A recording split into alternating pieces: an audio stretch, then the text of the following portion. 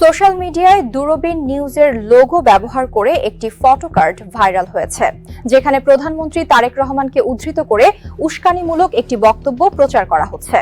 তবে যাচাই করে দেখা গেছে তারেক রহমান এমন কোনো মন্তব্য করেননি এবং দূরবীন নিউজও এই শিরোনামে কোনো ফটোকার্ড প্রকাশ করেনি।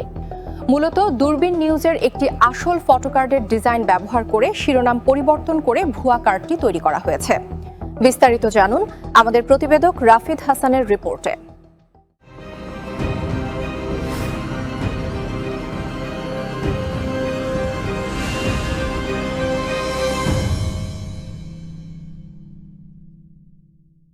দূরবীন নিউজের ফটোকার্ড এডিট করে প্রধানমন্ত্রীর নামে অপপ্রচার।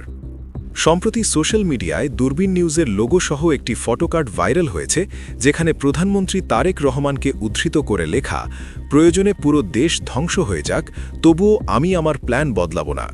এই দাবি মিথ্যা এবং ফটোকার্ডটিও ভুয়া। যাচাই করে দেখা গেছে তারেক রহমান এমন কোনো মন্তব্য করেননি। পাশাপাশি দূরবীন নিউজও 28 ফেব্রুয়ারি 2026 তারিখে এমন শিরোনামে কোনো ফটোকার্ড বা সংবাদ প্রকাশ করেনি।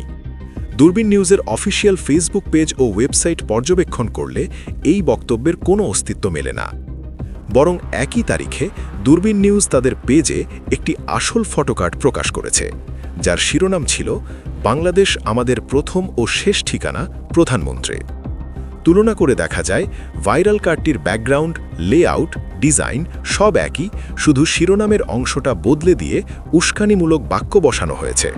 অর্থাৎ দূরবীন নিউজের আসল ফটোকার্ড এডিট করে এই ভুয়া কার্ড বানানো হয়েছে।